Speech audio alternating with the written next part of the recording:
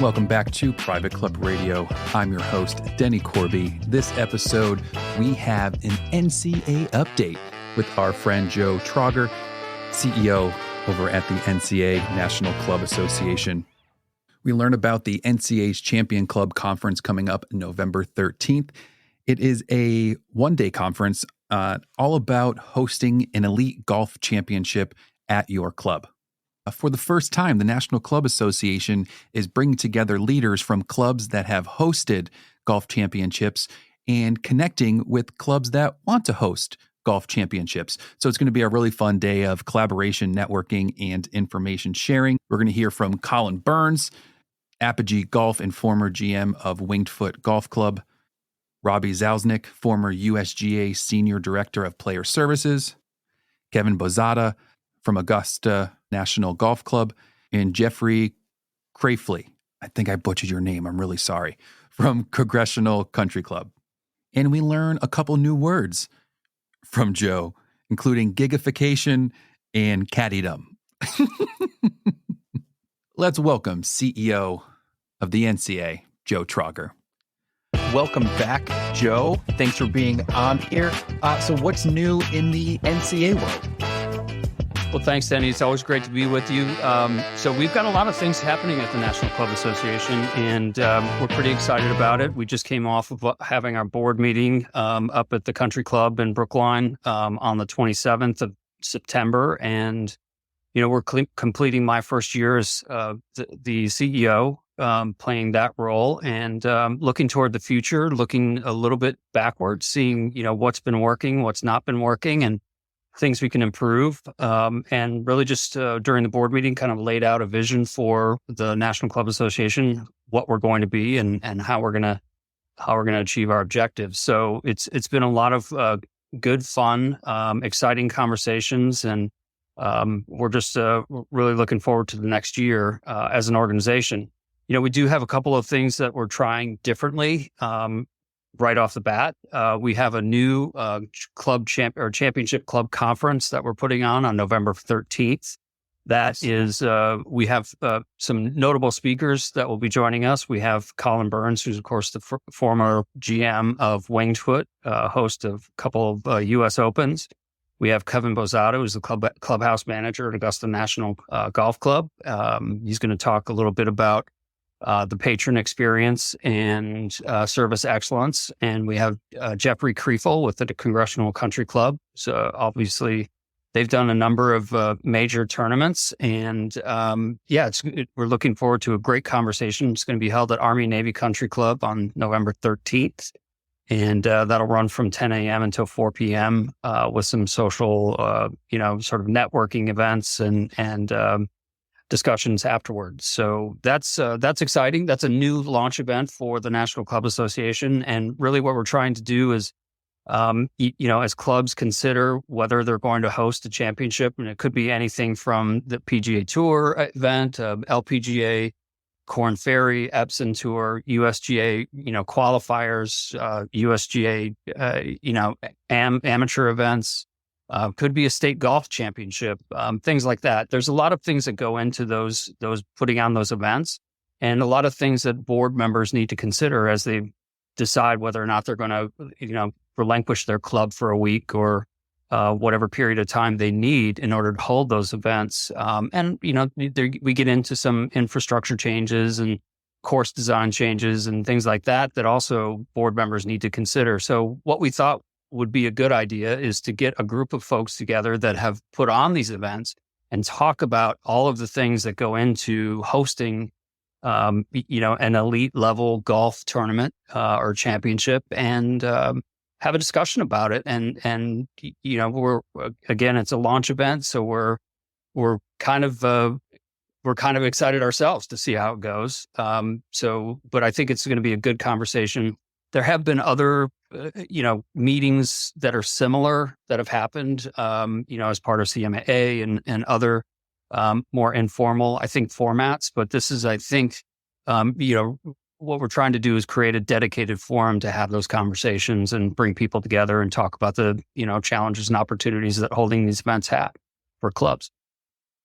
I like that. I like that a lot. That's really good. And I think, moving into the future a bit, the more I'm just seeing, not just the club world, but all industries, it's these very niche micro, I won't say conferences, but workshops, whatever you want to call them, because they realize it's such a specific thing, but it's so important. And just having those groups of people together and having that knowledge, that brain power is, Yeah, I mean, and one of the things that is really, I think, is one of the big roles that the National Club Association can play within the club community is really to be the convener, to bring folks together to talk about experiences, their experiences, because a lot of clubs, they have the same challenges, and we can all learn from each other's experiences, and that's one of the big roles I see for the National Club Association going forward is to be that convener for clubs. And when I say clubs, I'm thinking of not only the general managers who have the day-to-day operations of the clubs that they are responsible for, but also the club leadership. So club board members, club committee members, club presidents, executive committee members. There's a lot of things that they wrestle with on a regular basis that they could use more information, to make those decisions. And it sort of lends itself, I guess, at this point to kind of explaining what my vision for the National Club Association is going forward, which is that I really want the National Club Association to be the connection that private club leaders have with the broader club community. We can talk about other associations that are connections for the broader club community, for general managers and the management, of course, superintendents and the various professions within the club. But there's I think the NCAA really should play that role for the board members and the members of clubs themselves. So that's really, part of the vision I have for the club association going forward is that we want to be that connection for private club leadership to the broader private club community. I think it's a lofty goal, something that, you don't know if you're ever really going to achieve it. But it's something that we really want to try to achieve and move towards, and I think we have the resources and the expertise available to serve that role. We have the Club Director magazine, which is, I think, one of the marquee, if not the marquee publication within the private club community. So we'll use that as a vehicle to build and really cement that connection for private club leadership. Congrats coming up on your 1 year here at the NCA.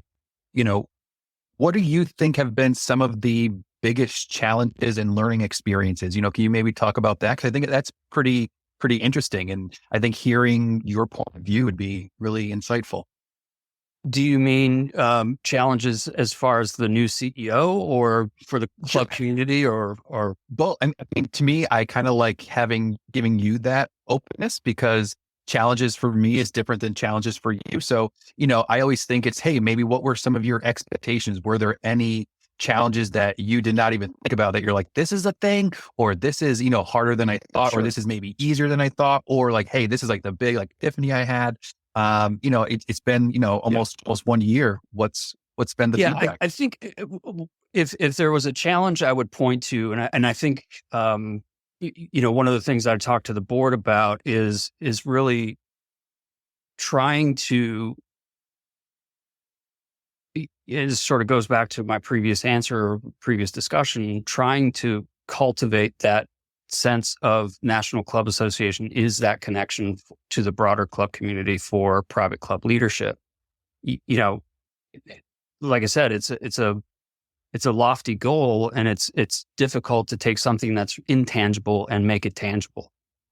So I do think that that's a challenge. I do think that there's some things that we can do better as an organization. One of the things I talked to the board about was I use the term operationalizing our government relations a little bit more. And by operationalizing, what I mean is taking concepts and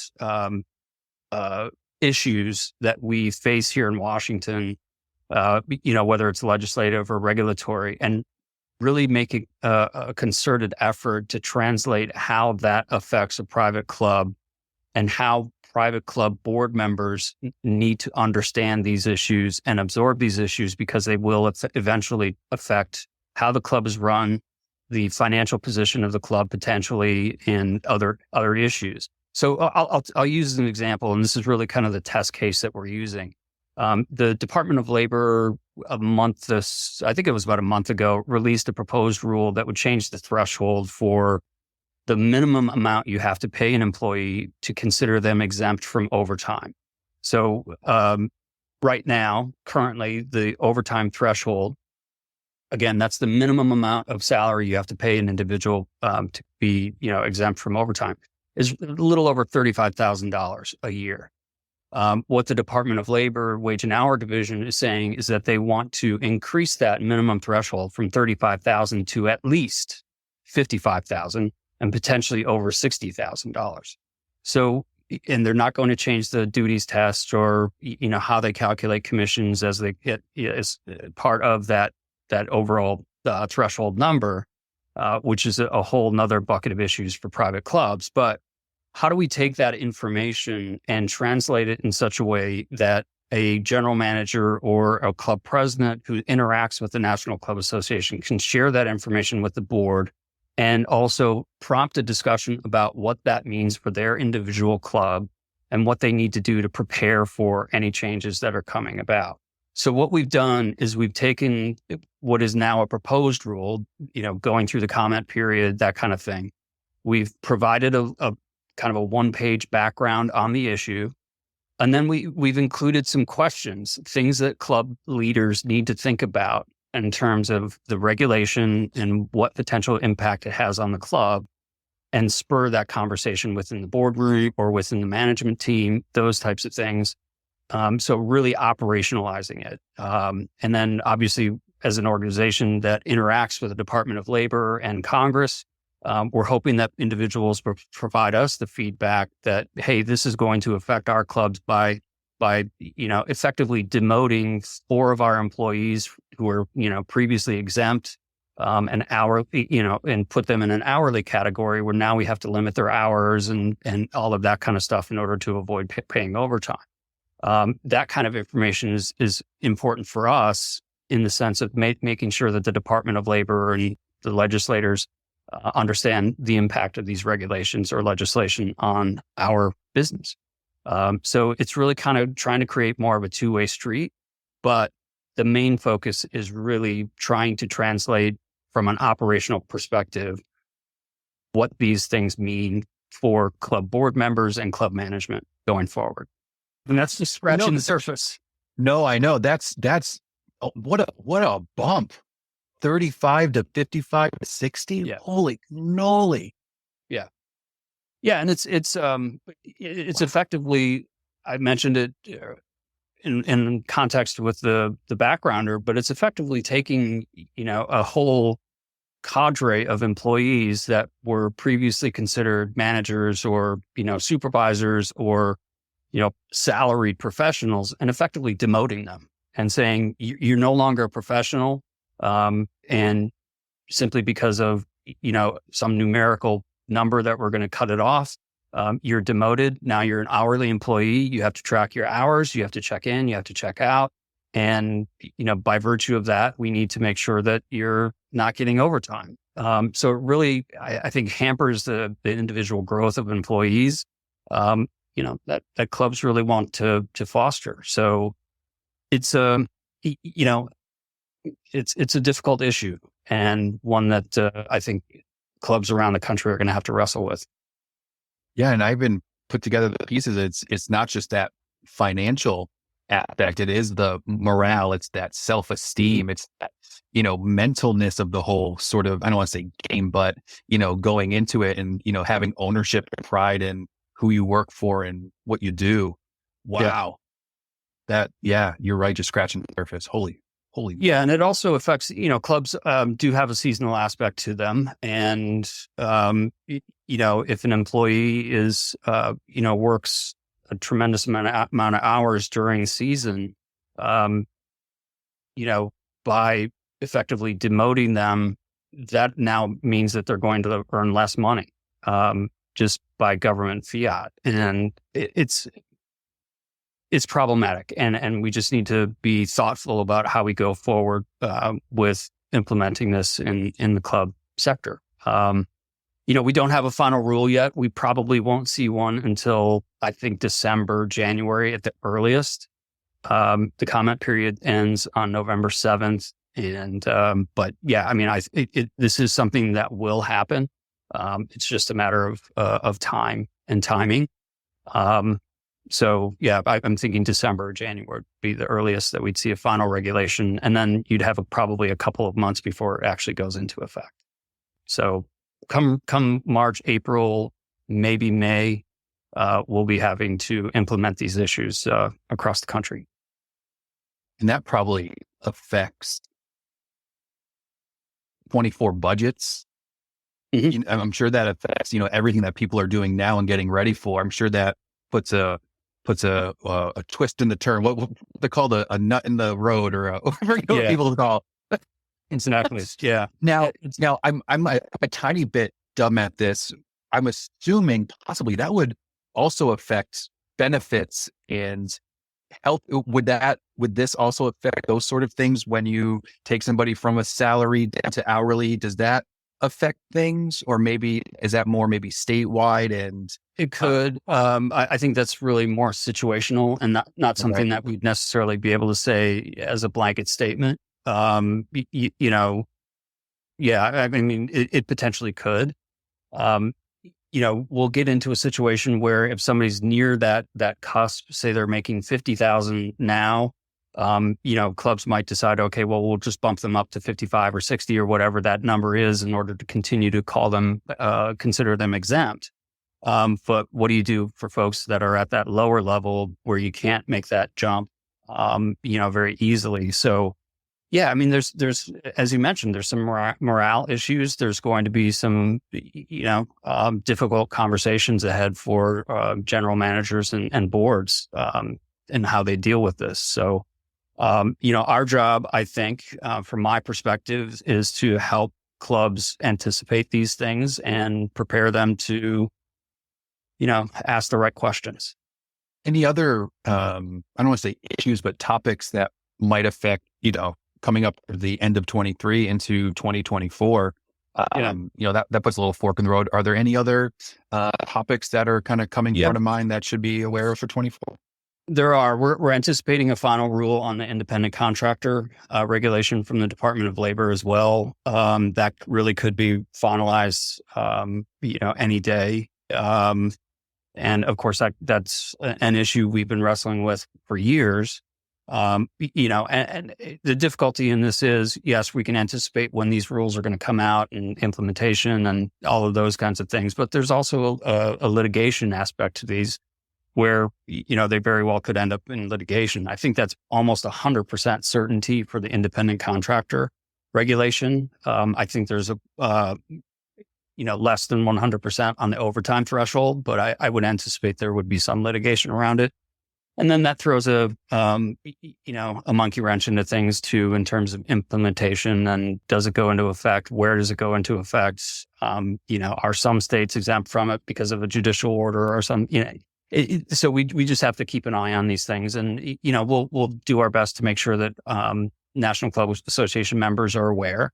And, we do that through a series of things. We have our Washington Weekly Update, which goes out every Monday or Tuesday whenever Congress is in session. And then we also do member alerts. So if something really important happens, new regulation is announced or something goes into effect, or even some announcements about the economy and jobs numbers, those types of things, what we try to do is send out a member alert so that our folks are at least get a heads up that something's happening, or this has happened and you should look into it further. And can you summarize the independent contractor bit? So the independent contractor regulation has been, as I mentioned, an ongoing battle for some time. And what it centers on is whether or not somebody who is providing a service for an employer is considered an independent contractor or an employee. the state of California has gone through, their process with a 3-pronged test to determine whether or not somebody is an employee. And really what it boils down to is these tests that the Department of Labor and the State Department of Labor in California, they really skew towards making somebody an employee as opposed to an independent contractor. And it's really it's trying to get at if I can make up a term, the over gigification of the employment space. Think about Uber and Lyft and, those types of apps. So it's really trying to force employers to consider people employees as opposed to independent contractors. The Trump administration did try to go through and change that definition. That was stripped by the Biden administration when they came in. And if there's one sort of explanation I could give for the way that they would like to go with this regulation is that essentially, if the employee or if the person is providing a service that is a core function of core sort of purpose of the employer, they're going to be considered an employee. That's really what it boils down to. And where it really has affected clubs is for caddies.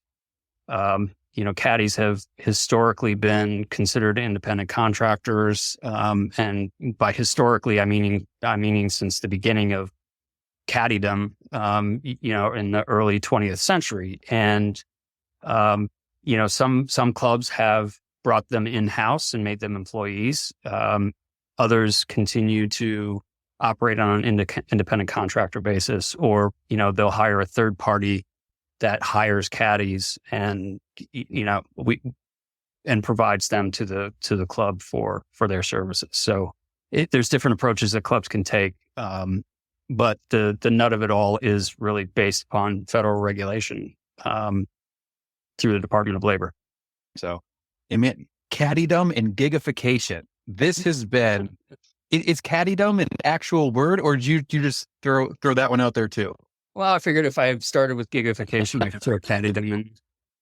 Getting back to the organizational side of things, obviously you mentioned the new club or championship club conference is something that we're very excited about.